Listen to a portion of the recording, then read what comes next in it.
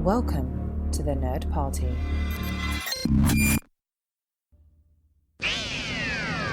They can travel anywhere in time and space. Off we go into time and space. So all of time and all of space is sitting out there. Welcome to Time and Space, one married couple's adventure through the Doctor Who universe. I'm Jessica Nunn. And I'm the Switching Places companion, Phillip Gilfus. Where are you switching places to, you think? Well, darling, today's a very special episode. This is a Jessica-chosen topic and outline for the first time ever in Time and Space. That's a true story, yes. I mean, often we either share or it's my idea, but this is the first Jessica-only one. Yes, yeah. I suppose so. This was my idea, yo. And then Phillip made me write stuff, and I didn't know what to do with that, so I might not come up with ideas after this. Now, this week is the 20th anniversary for Big Finish Productions. Oh, happy anniversary, Big Finish. Yes, and I don't pretend to know all the history, but the reason I know is because Gallifrey 1, which we'll be going to next year, posted a little thing about it because certainly Big Finish has been good to them with having the people from Big Finish and the various and sundry, participants join Gallifrey 1. I think they said it was the reason Paul McGann went to his first convention because, of course, Big Finish is how the 8th Doctor has, lived and breathed and just different stuff like that. So it was interesting. But anyway, as you said, they've been doing a lot of good, and so... Yes, and we have enjoyed many of their audiobooks. And then I've been reading a book, Doctor Who, the Book of Whoniversal Records, the official timey-wimey edition. Now, I actually got this for free from a friend who does, I don't know his exact job, but it's kind of like book reviewing kind of in a way. And so he got this. Oh, nice. Yeah, and so he's actually, I know him from Star Trek World. I don't know if it's cool to send free books or not, so I won't name him. But anyway, I know him. I want that job. So that was it's kind of a Guinness Book of World Records, but for Doctor Who. It's very random, but in a cool way. It'll be like, who's the oldest Doctor, or what Doctor traveled the farthest, or, which lived the longest life, or which fell the farthest, just stuff like that. So yeah. Oh, random fun. Oddities and tidbits. So, if you're ever designing a Doctor Who pub quiz, I guess this would be a good source material. Yeah, I bet we could totally do a Doctor Who pub quiz. Well, who would come? Who do we know? Well, no, nobody. We should do it, what's it, the Fayetteville Comic-Con that was looking for...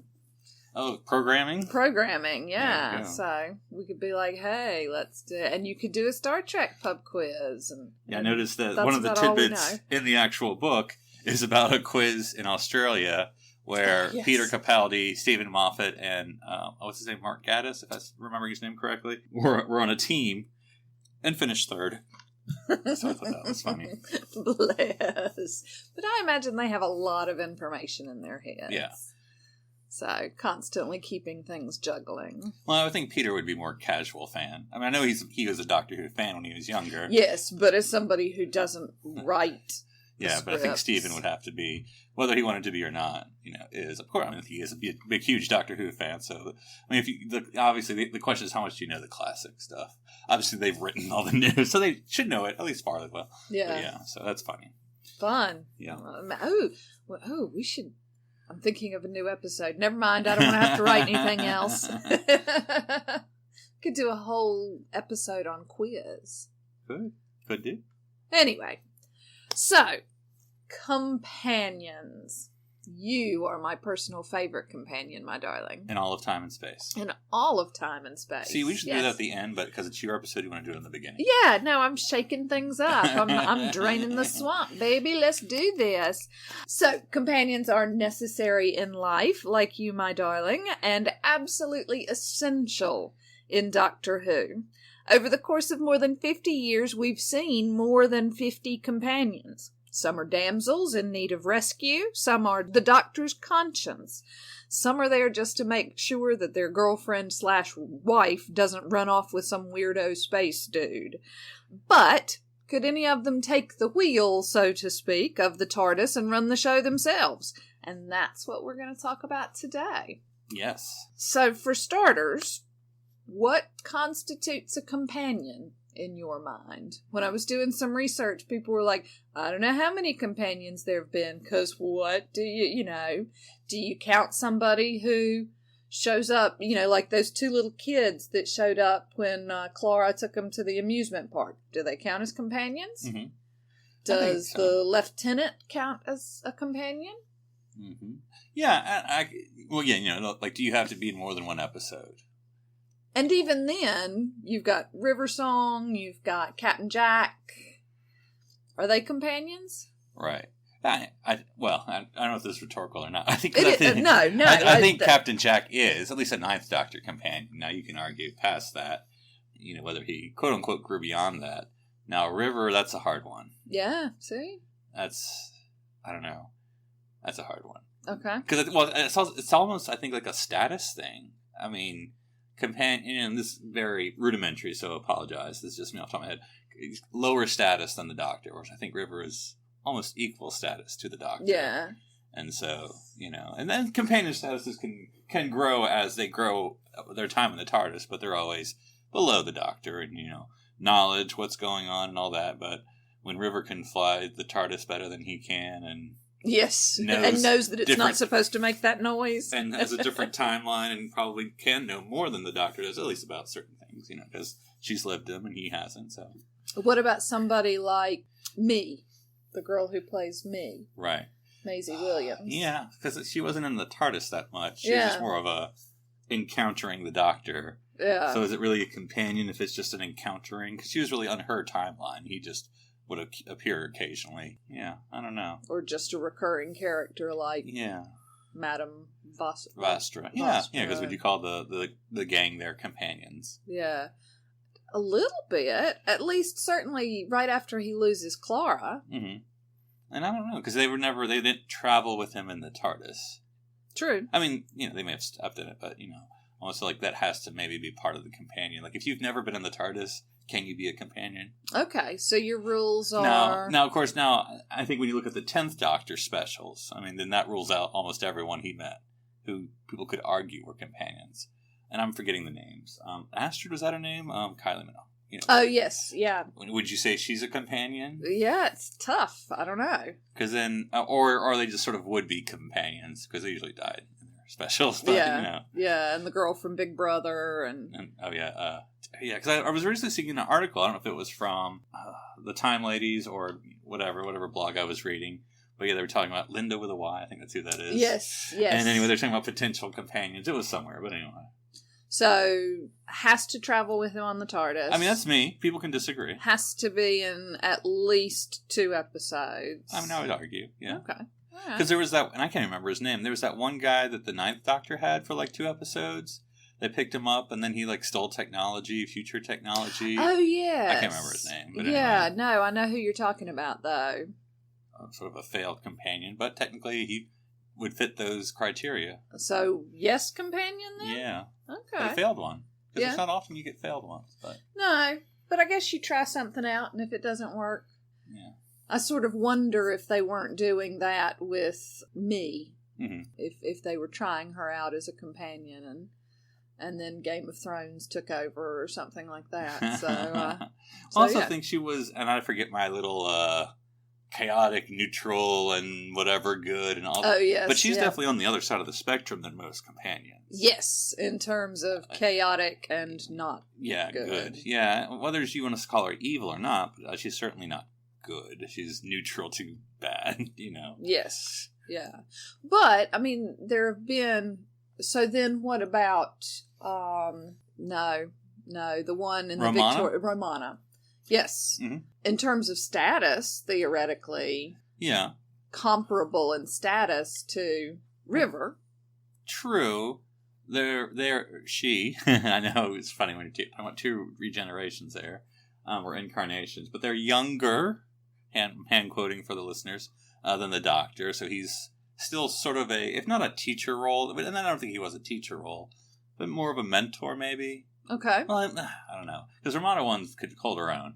And Romana 2 to a certain extent. I think Romana 2 was slim. And to be fair, Romana 1 specifically was sent... Actually, you know what, darling? I think we have a rule in this podcast. We call them the first Romana and the second Romana. Oh, okay. Because you said, why do we call them 1 and 2?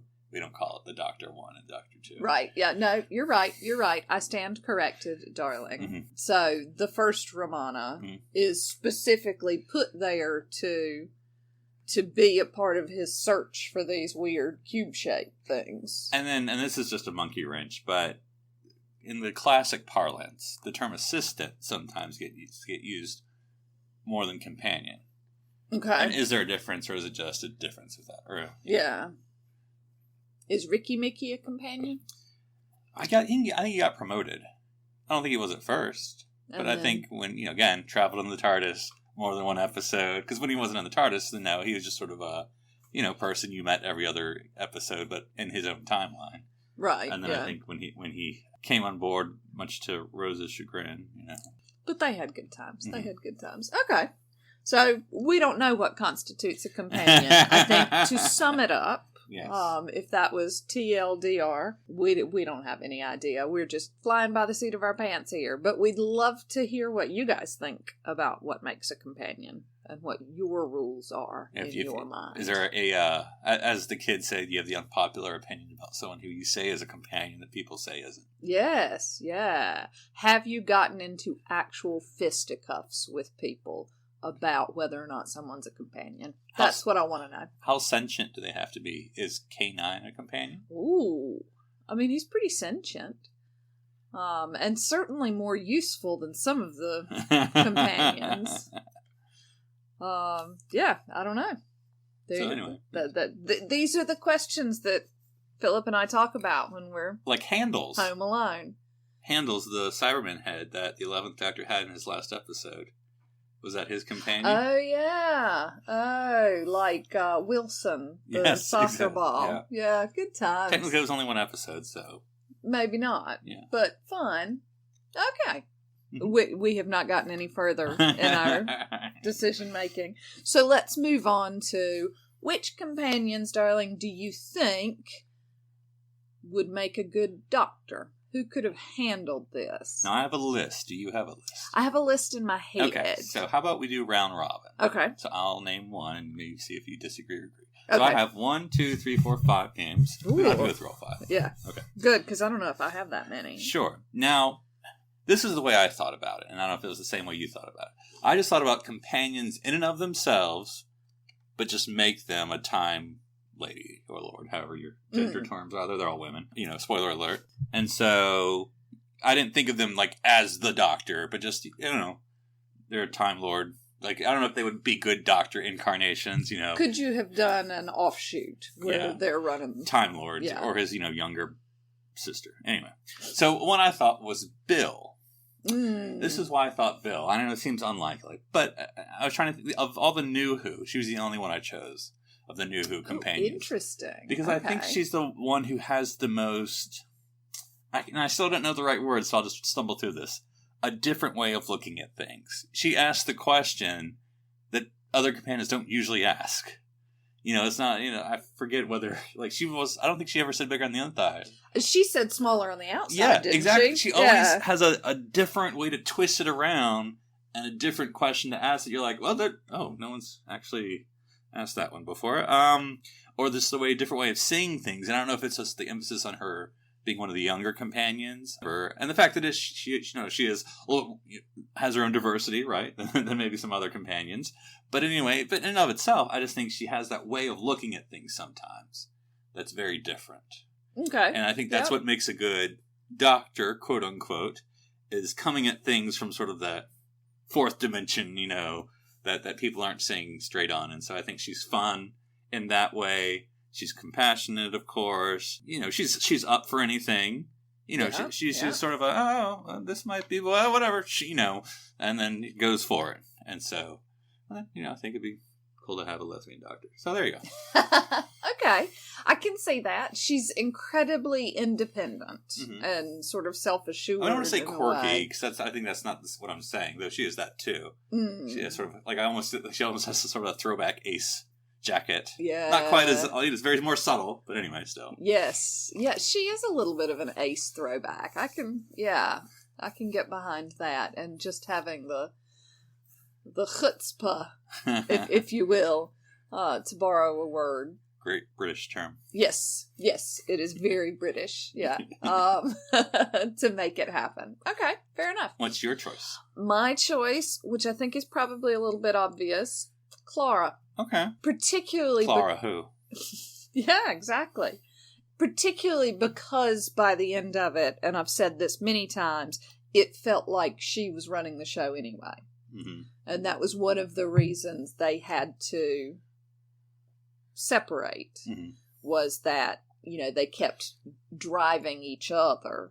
And of course, she already has her own TARDIS. That's true. I mean, she is the Doctor as of now with her own companion. Yeah. Well, I don't know who's the companion. That's another argument. Is it me and Clara or Clara and me? Yeah. But I think that that Clara could definitely make it happen. She's got no fear. I mean, what are her vulnerabilities? Because the Doctor has them too. Yes, and incredibly compassionate. That was where I was going with it. Sorry. Mm-hmm. So she's got a lot of compassion, but a lot of courage. And a lot of, she's the impossible girl. She's already seen in some form so much. And in some ways, of course, I'm thinking as I say this, because it's hard to remember all 50 plus companions in one sentence. One of the companions with the most pain. With the loss of, what's his face? Danny Pink. Danny Pink. And so, yeah, I think, she carries that with her. And so she's got a little bit of the Doctor's weight. Not quite the Time War, but gravitas. still. Yeah, the gravitas that could go along with making tough decisions. She's seen death, in other words. Yes, yeah. Which, almost everyone who travels with the Doctor, I guess, does, but her, really. Very much so. And she was never really... even from the beginning, not really this damsel in distress kind of archetype. All right, so for my next one, I'm trying to pick one you're not going to choose. I don't know what your list is. So these are all classics that are left here.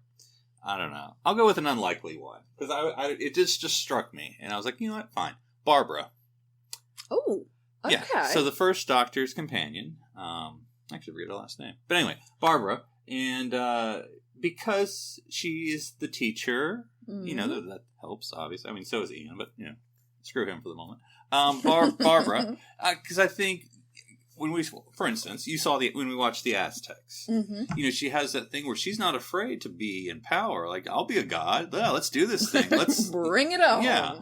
And, and of course she learns a lesson about, playing with time. Much as the Doctor does. Yeah, okay. All right. Because I was going to bring that up. She wants to make these huge changes in the timeline. But as you say, the Doctor sometimes does too. Well, I remember, or I think of, and whether it's a good characterization or not, The Water of Mars, when you have the Time Lord victorious, where the 10th Doctor just says, screw it. I'm the last Time Lord. I'm making the rules. I'm saving everyone. I don't care what the history books say. And then the woman kills herself because she wants to say the history. And that's when he learns his lesson about screwing with time. You know? And so, but I think Barbara would have learned that lesson because I think she is, again, curious. She's capable. Even though she's, sort of the, mid 20th century or late 20th century, human, who's, her and Ian are supposed to be bumbling throughout all these adventures, not knowing everything. But I think she picks it up pretty fast. I think she becomes a veteran companion pretty fast, because I can't remember off the top of my head how long Ian and Barbara were around, but I don't think super long. She's a little bit of a grave robber. Yes, that's true. She is known to, well, I think the Doctor has picked up a few knickknacks in his time. Fair enough. Yeah. Fair enough. So a couple of pretty little trinkets from an Aztec tomb. Mm-hmm. I can almost see her, and maybe I'm just because playing into it, as a black and white woman, doctor. Woman because she's a woman, but anyway, just say a doctor or Time Lord or whatever. Because she probably would still dress the same, unfortunately, or I don't know, because I don't know. you wouldn't want to go farther back in time because then you got dresses, Victorian dresses. Yeah, so and that wouldn't suit her. No. Because I'm just trying to think the doctor's look has that little bit more gentleman look. So I don't know, but I just like the plain. You probably have to do something a little bit eccentric just to make her look alien or not quite human. I don't know what you would do for 63 garb. But I mean, she was very sort of 1960s professorial. Give her a pillbox hat and she could have been Jackie Onassis. She wears the straight skirt to her knee and the little jacket over it and things like that. And I think that would work as quirky. Yeah, sort of a playing to type. I'm sure there's a character that I'm just not kind of prim and proper, not like Mary Poppins almost, but even because Mary Poppins had a sort of bigger dress. But anyway, kind of this prim and proper. It's almost like the Avengers, the British Avenger. I'm just trying to think of the prim and proper appeal, but then she's like, secret agent, and pew, pew, pew. And that could have kind of been Barbara. So that's I pick up Aztec necklace and wear it like a boss. So that's my Barbara. Okay. All right. I'm going to throw out one that's a little bit unconventional as well. All right, I'm sitting down. Yep. I'm going with Rory. All right, let me hear your. He's got all the quirkiness. Mm-hmm. All of the, 1,000 years. 1,000. He's got that age on him, first of all. He might actually be older than the Doctor. He's got that stick-to-itness. So, I think he would be adorably awkward as a Doctor. I think there's a few Doctors who tried to play the storyline. They're introduced one way and they grow. 12th Doctor would be a good example. Yes, yeah. I think he's very different from when he's first introduced to when we last see him. Mm-hmm. Hair length aside. Well, that's all of them. I assume it's in the contract. Exactly. Because I think 11th Doctor is, for the most part, the same. He's a little less floppy as he matures. Perhaps the Doctor is a lot like Samson. Yeah. In that he can't cut his hair during the season or he loses his strength. His regeneration. Yeah, that's true. That's what I'm going with. It works on. Sorry, carry on. Yeah, but anyway, so I think it's sort of like when the 6th Doctor argument, where this character's going to change over time, and you'll see he'll be and then we just fire him instead. But anyway, I think with Rory that it would be the plan. Okay, he's going to be a little bumbly, not quite looks like he knows what he's doing, kind of a Doctor or whatever we're saying, who doesn't always win he has to win, but he doesn't always successfully, but then you grow into this more confident and power, and knows what he's doing and all this stuff. So I see it. And that's his story arc already. Mm-hmm. That's really what happens. And then by the end of it, he's a vicar in a small British coastal town. But he could be the first family Doctor because that's sort of his source of strength is his family. Oh, good point. Yes, wife and then baby. Going back a little bit in time, is Rory's dad a companion? A little reverse generation gap. I think that'd be very, very Aeneid with his father behind him and leading his child or whatever. Yeah. I'm trying to remember. Oh yes, Troy. yes, I know what you're talking about. Anyway. Yes, and founding Rome. Yes, yeah, Aeneas. Mm-hmm. Yeah. I like that. That'd be interesting. Yeah. I was pretty pleased with it. I don't, obviously. We want the more feminist, but I think Rory would be a really interesting choice to be the next Doctor. Next Doctor. All right, you're up. I'm trying to figure out which one to pick. I'll go with Ace. What more can you say? Ace, right? Ace! It's a Brill choice. But I think, again, she's almost, this is going to be funny, but I almost say it half serious. The War Doctor.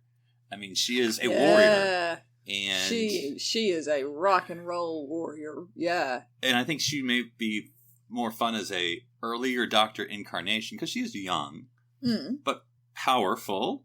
Like a second Doctor maybe. She's not that she's like the second Doctor at all, but anyway. But I'm just saying in that sort of timeline, where she would be a bit more warrior-esque, and then has to sort of remember the science and the compassion and all that, But I think she is. I say that compassion. She has a big heart. She makes friends very easly, I think, in her episodes. Yeah. And because she's so young and open and kind of lonely, I think, probably. I think it's another Doctor element. She comes from whatever broken home that's either she's chosen to run away or it's forced her to run away or whatever. Yeah. And so she's just like the Doctor. She's without a family. running away from home. And even before she meets the Doctor, she's on another planet. Yeah. So she's clearly, Worldly, yeah. Or galaxily. Worldsly. There you go. Let's worldly. go with that. Yes. Yeah. And handy with a flamethrower and, Already has a cool costume. She would have, saying, talking about the War Doctor, obviously, John Hurt was phenomenal as the War Doctor. Having somebody like Ace play the War Doctor would have been a really interesting twist. Like the youth, the impetuousness that led to the decision, I think would have been an interesting perspective on it. And then I don't know how you would do this, because it's a Doctor who doesn't do a lot of years of growth for a character, because we only get him for a couple years at a time. But like to see the young Ace, like a young War Doctor versus the John Hurt age, the old Ace. What has she learned? Yeah. The gravitas of the older warrior. Yeah. Who's not, I don't know. Because theoretically, the more you fight, the more you want peace. And so it'd be interesting what she learns as she goes through her travels, Yes, yeah.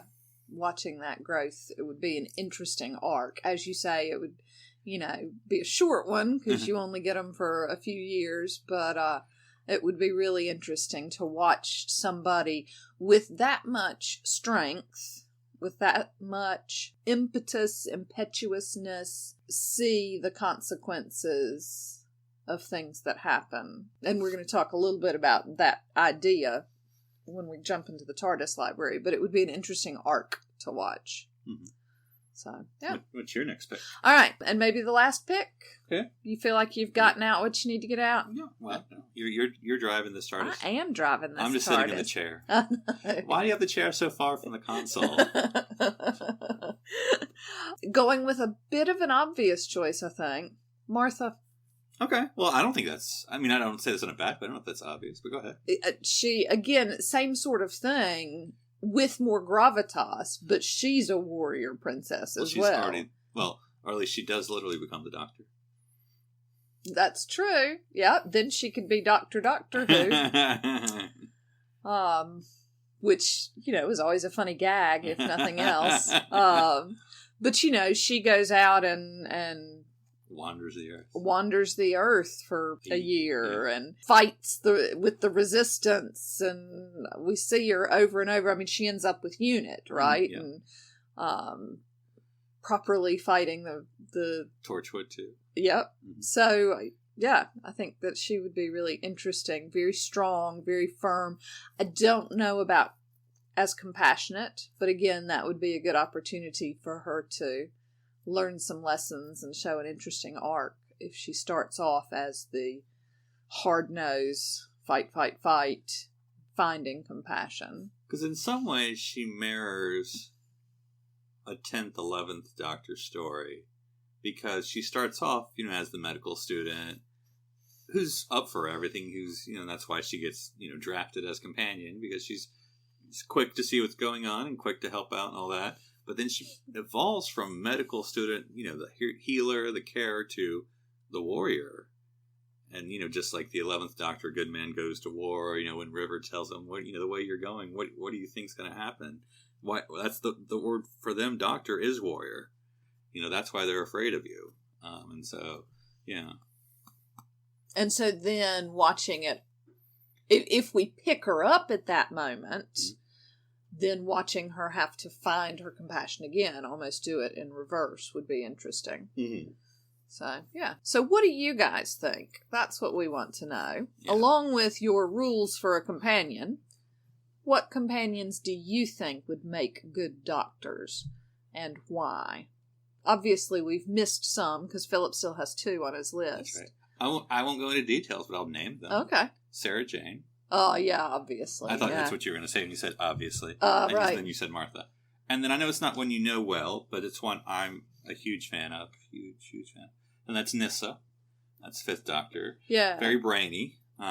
But nevertheless, so. Yeah, I agree with Sarah Jane, and as far as Nissa goes, I agree. I haven't seen very much of her, so we'll go with that.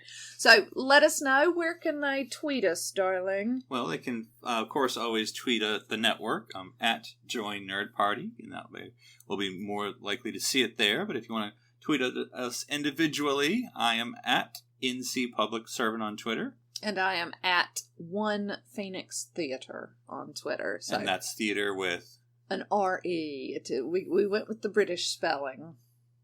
So yeah, let us know what you think. Meanwhile, darling, yes, let's see what's going on in the TARDIS library. Let's do it.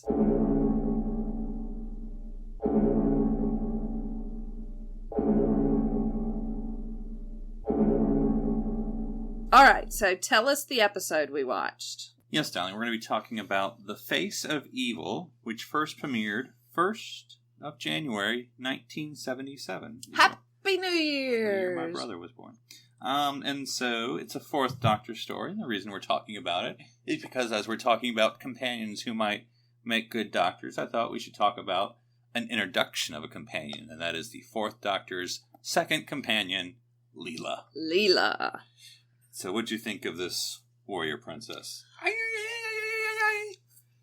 I think that you probably ought not do that again. Yeah, I liked Leela. She's one of the few non-human companions. Well, she's human. Remember, it's the survey team. Oh, yes, of course. They are the descendants but non-Earth-based. Right, not Earth-based. But no, I thought she was clever and rebellious and interesting to watch. I enjoyed that episode. I like Leela. Do we need to do the synopsis of the episode? Sure, you're right. Well, we're doing your rules, whatever you want to do. Oh, No, oh is that the excuse? No. Go ahead, give us the synopsis. All right, darling. here's the synopsis. The Doctor arrives on a planet where 2 tribes, the savage Sevateem and the technically brilliant Tesh, are at war. He meets Leela, an exile from the Sevateem, and discovers that their god of evil is apparently himself. Yes. Dum dum dum. I did like I caught it quickly, because I think it's meant to be caught quickly, unless you're just deaf. But, no, I didn't know who the Tesh were. But the survey team, they were the survey team. Now the Tesh one is like, they're the techs. Yes. I thought that was kind of cool. Yeah, it was an interesting look at sort of how Strata. things shift through generations. Yeah. Kind of like very, I'm sure it's been done a million times, but it makes me think of H.G. Wells' Time Machine, where you had the monsters, and you had like all the playful people living in paradise. I really wish you could see this. He's flapping his hands around. It's very cute. I actually forget the names, but you sort of had the people living in paradise, and you had the dark monster people. It's obviously used for a lot of class system and stuff. But anyway. Yeah, and of course the Doctor realizes that he, for all intents and purposes, created this war. Yeah. And I really like that, because I think that we see the Doctor make really difficult decisions over time, throughout. I mean, each Doctor has had a certain number of decisions to make, but we don't get to come back and see the effects of it. Right. Now, unfortunately, we didn't get to see him make the decisions that led up to this. It's all we get is the aftermath and his realization that he played a pretty heavy part in it. But I like it as an idea. I'd love to see. It's sort of to use a Star Trek example, as I'm prone to do, the Space Seed and then Wrath of Khan. I have no idea what you're talking about. That's not true. I do know. I do sort of know what you're talking about. I just don't want to admit it. Yeah. So you have the original episode with Khan in the 60s, the Space Seed. And then, at the end, Spock's like, I wonder about the seed that we planted on City Alpha, whatever. And then decades later, Star Trek II, The Wrath of Khan. And you get to see that. Yeah. And I think it's a great way to tell a story and to realize the effects you have. And that would be a great way to get some compassion out of some of our new doctors that we've just crowned. I think in some ways, not to stray from the episode, but like the me, that's a doctor's consequence. Yes. Yeah, that's fair. This is what you did, But anyway, back to the episode. And I think she says that, isn't she? Well, yeah, she's, tortured. She's like a vampire, like all these sort of like Anne Rice vampire characters, the tortured immortal. Yes. But anyway. Yeah, very Anne Rice. If only she had a southern accent, we'd be in business. But yeah, I like Leela because she's dangerous in some way. I mean, she will kill people, like flat out. Like she did. Yeah, she's ace, but like will kill people. Yeah, until the doctor finally said, "Please stop killing people." Yeah. So because I mean, the whole, and there's problematic areas with this, but the whole savage thing and the fact that Leela, going from a Sarah Jane and then after her you're going to a Romana, very different on the spectrum of sort of. Oh, okay. So Leela comes after Sarah Jane. Yes, okay. See, I don't think I knew that. That is a very broad spectrum. Yes. To go from Sarah Jane to Leela and then to the Romana. lady, Yeah, that's really interesting. So, but I think, and of course, we can either talk or not talk about what she's wearing or not wearing. I was going to say, you talk a lot. Obviously, in the context of this particular episode, it wasn't disconcerting because, setting. She fits the setting. All of the tribes people are tribal, and that works. And so the fact that she's in, something that shows her midriff and is cut up to her thigh and seems to be made of some sort of synthetic fur that apparently they manufacture on this this new planet made sense. But as you say, and have said several times, they hired her so they could put her in skimpy clothing. She's the pre-Amy. I'm going to argue that from a sexy standpoint. I mean, she's a very different personality, a very different character, of course. So. But short skirts, kind of. Yeah, it's one of those things. I like her, and then okay, if you're going to dress with that, I'm not going to complain. But anyway, But again, I think that she is, because there's the whole, and yeah, I know this is only the first episode you've seen her, but there's the whole, and this is a good and bad Eliza Doolittle thing. The doctor's got to. Shape her into civilization. Which is a little eye-rolly sometimes. But anyway. But problematic in a lot of ways. The whole savage thing. But anyway, like I said, I think that's the attractiveness of Leela. She can take care of herself in some ways. I mean, she's going to get into trouble a lot because she doesn't understand technology in the world or whatever. But nevertheless, she knows her core principles. And, I mean, she's going to be very black and white about things. She's, so that gray area that the doctor often operates in. Will take some getting used to for her if she ever does at all. But, so I think it's an interesting contrast for the doctor to play with for that kind of a companion. And how long is she a companion? Oh, don't quote me. I don't know. Oh, right. Okay. I know. So the too long don't read is you got no idea. I don't know. Okay. All right. Fair enough. And what happens to her? She lives a life on Gallifrey. Yeah. Spoilers. Yep. They send Leela to Gallifrey? Well, there's a story there and she ends up with some Time Lord, and there you go. Oh, interesting. Yeah. The whole getting rid of companions, there's, we've talked about, one of the ways is fall in love and go away. Okay. Which, there's sort of the ladies can have their adventure, then get married and have a household, So. Fantastic. Yeah, so that's, I would think, probably the least favorite way. I mean, I don't know, losing memory would be least favorite, but then... Yeah, poor Donna. Falling in love and going away. Susan, same way. Susan fell in love? I thought the doctor just... Well, he abandoned her because she found someone. Oh, right. Yeah. As long as he knows that her pretty little head is taken care of by some big Technically strong Rose, man. if you want to argue it. Who did she... The doctor. Oh, yeah, I suppose. The other doctor. But she was kind of gone by then already. Although, I mean, that is ultimately...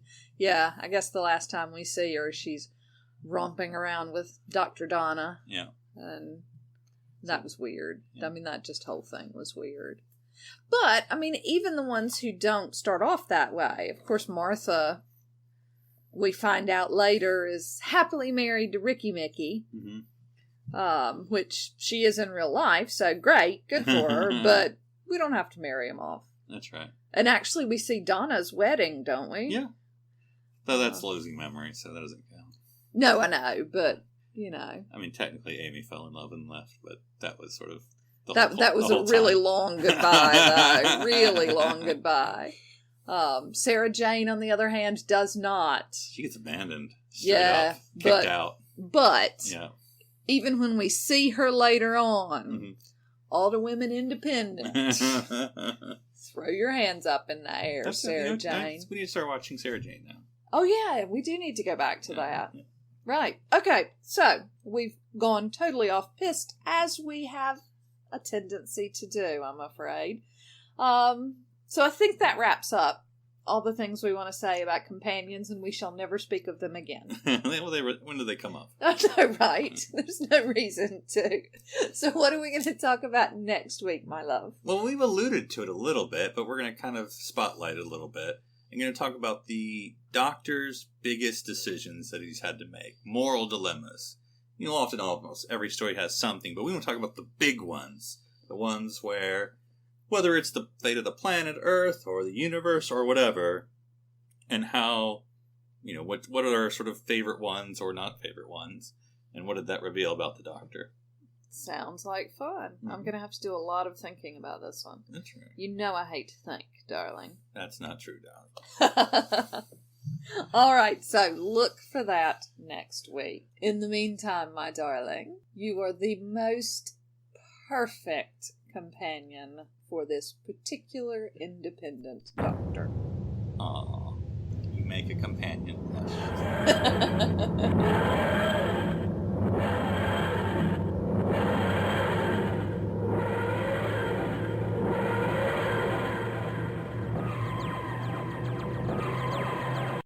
This is BBC Television.